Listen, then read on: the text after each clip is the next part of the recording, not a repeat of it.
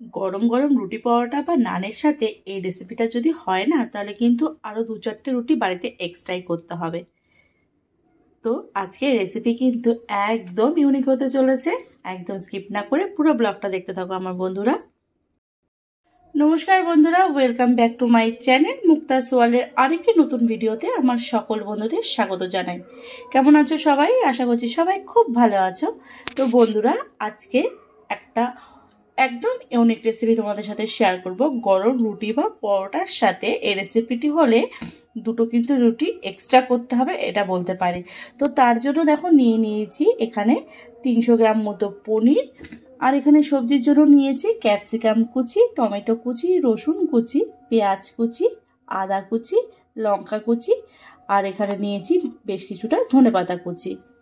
একটা ডিম সেদ্ধ নিয়েছি। এখানে রান্নাটা হবে পুরোটা ঘিয়ে, তাই এখানে আমি 2 চামচ মতো ঘি নিয়েছি। আর গুঁড়ো মশলা হিসাবে আমি ইউজ করব 1 চামচ হলুদের গুঁড়ো, 1/2 চামচ লাল লঙ্কার গুঁড়ো, 1/2 চামচ কাশ্মীরি লঙ্কার গুঁড়ো, 1/2 চামচ ধনে গুঁড়ো, 1/2 চামচ জিরে গুঁড়ো।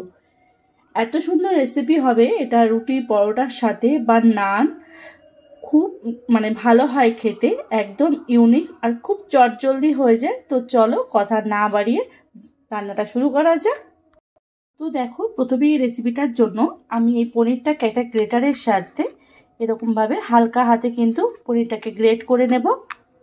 তোমরা চাইলে পনিরটাকে একদম হাতের সাহায্যে স্ম্যাশ করে নিতে পারো, কিন্তু গ্রেটারের সাথে এটা গ্রেট করে নিলে কিন্তু দেখতেও ভালো লাগবে। আর যে জিনিস দেখতে ভালো লাগে সে তো খেতে স্বাদের হবে জানা কথা। তো চলো পুরো পনিরটাকে গ্রেট করে নেওয়া যাক।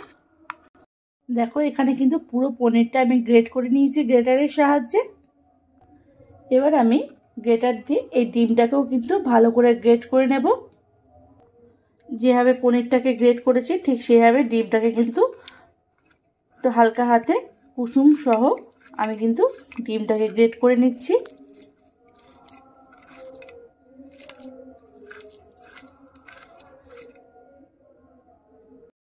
দেখো, ডিমটাকেও কিন্তু আমি সুন্দরভাবে গ্রেট করে নিয়েছি। তো আমার এখানে পনির আর ডিম কিন্তু একদম গ্রেট করা হয়ে গেছে। দেখো, এবার এখানে একটা কড়াইতে আমি 2 চামচ ঘি দিয়ে দিলাম। রান্নাটা পুরোটা ঘিয়ে হয়তো হবে, তাহলে এই স্বাদ কিন্তু দ্বিগুণ। আর তোমরা যদি চাও এটা বাটারেও করতে পারো, তাহলেও কিন্তু খুব ভালো লাগবে। তো প্রথমে আমি আদা রসুন কুচি দিয়ে একটু ফ্রাই করে নেব।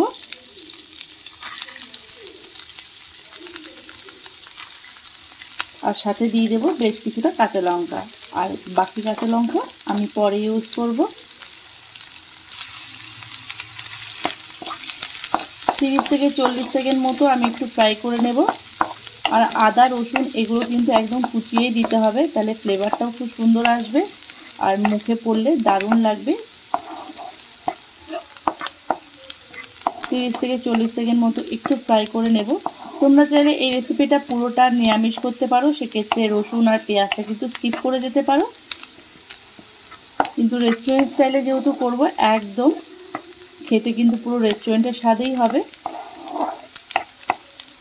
তো দেখো, একটু ভাজা ভাজা হয়ে এসছে, নরম মতো হয়ে এসছে। এবার আমি বাকি সবজিগুলো অ্যাড করব।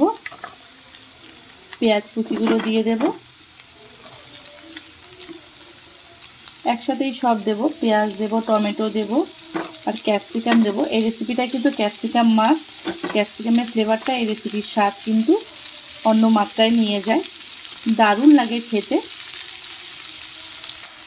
দেখো, সমস্ত সবজি দিয়ে দিয়েছি। এবার সবজির পরিমাণে সামান্য একটু আমি 1/2 চামচের কম নুন দিয়ে দেবো, তাহলে সমস্ত সবজিগুলো খুব সুন্দরভাবে মজে যাবে আর ভাজা ভাজাও হয়ে যাবে। একটু ভাজা ভাজা করে নেব সমস্ত সবজিটা।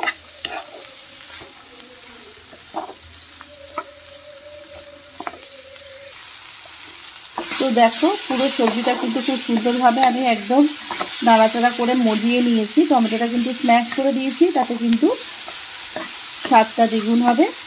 এবার আমি যে মশলাগুলো রেখেছি, এখানে 1 চামচ হলুদের গুঁড়ো, 1/2 চামচ ঝাল লঙ্কার গুঁড়ো, আর 1 চামচ লাল লঙ্কার গুঁড়ো, 1/2 চামচ ধনে গুঁড়ো, 1/2 চামচ জিরে গুঁড়ো আমি একবারে দিয়ে দেবো মশলাটা।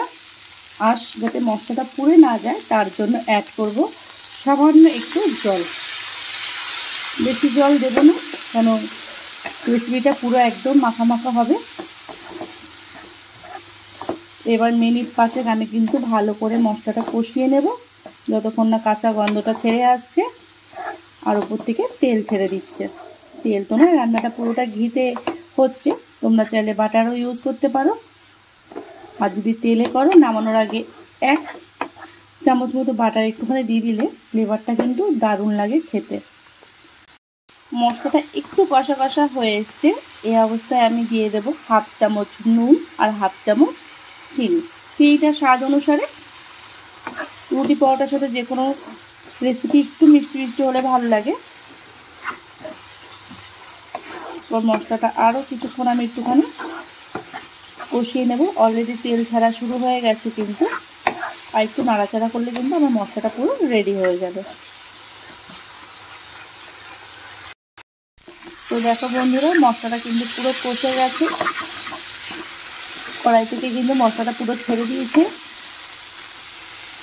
এবার আমি এর মধ্যে দিয়ে দেবো গ্রেট করে রাখা পনির।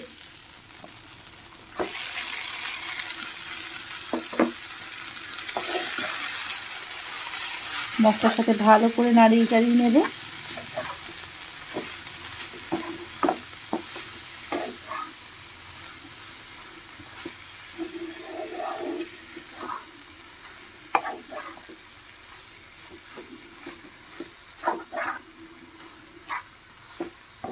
পুরোটা ভালো করে মশলার সাথে মিশিয়ে নেওয়ার পর আমি এতে অ্যাড করব গ্রেট করে রাখা ডিম। এটা ডিমটা অপশনাল, কিন্তু ডিমটা দিলে কিন্তু রান্নার স্বাদটা খুব সুন্দর লাগে খেতে।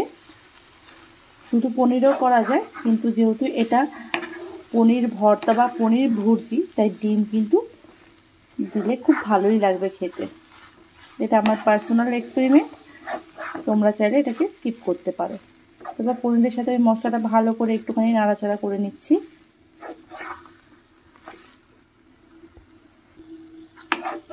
দেখো মশলার সাথে ভালো করে পনিরটা কিন্তু আমি মিশিয়ে নিয়েছি। এবার আমি হাই ফ্লেমে পনিরটা একটুখানি মশলার সাথে ভালো করে একটু কষিয়ে নেব 2 থেকে 3 মিনিট। মশলা আগেই কষানো আছে, আর পনির যেহেতু গ্রেট করা,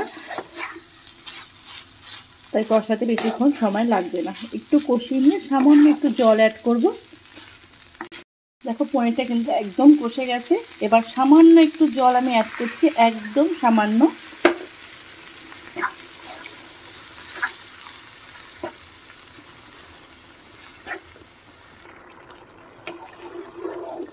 দেখো আমার রেসিপিটা কিন্তু প্রায় কমপ্লিট হওয়ার পথে। একটু জল দিয়ে আমি গ্রেভিটা, যেহেতু একটু থকথকে হবে, নান রুটি পরোটার সাথে কিন্তু দারুণ লাগবে খেতে এই রেসিপিটা। এবার দেখো আমি নামানোর আগে সামান্য ধনেপাতা কুচি একটুখানি ছড়িয়ে দিলাম। তোমরা চাইলে এখানে কাসুরি মেথিও ইউজ করতে পারো।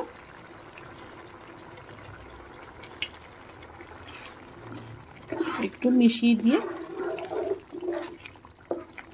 যখন জলটা একদম টেনে যাবে, একদম গামাখা গামাখা হয়ে যাবে, তখন কিন্তু আমি রেসিপিটা নামিয়ে নেব। তো দেখো বন্ধুরা, আমার কিন্তু এই পনির ভর্তা বা পনির ভুর্জি একদম রেডি হয়ে গেছে। এবার এটাকে আমি সার্ভ করে নেব। তো বন্ধুরা দেখো, গরম গরম রুটি পরোটা নানের সাথে খাওয়ার জন্য কিন্তু পনির ভুর্জি বা পনির ভর্তা একদম রেডি। এটাকে আমি একটু টেস্টি করার জন্য আর রেস্টুরেন্ট ফ্লেভার দেওয়ার জন্য ওপর থেকে একটু মজারেলা চিজ গ্রেট করে রেখেছিলাম, সেটা দিয়ে দিচ্ছি। তো বন্ধুরা, আজকে এই পনির ভর্তা বা পনির ভুর্জি রেসিপি তোমাদের কেমন লাগলো অবশ্যই আমাকে জানিও। আর ভালো লাগলে একটা লাইক কমেন্ট শেয়ার সাবস্ক্রাইব করে দিও। পরবর্তী আবারও কোনো নতুন রেসিপি নিয়ে খুব তাড়াতাড়ি চলে আসবো আমার বন্ধুদের মাঝে। ততক্ষণ সবাই ভালো থেকো, সুস্থ থেকো, সাবধানে থেকো।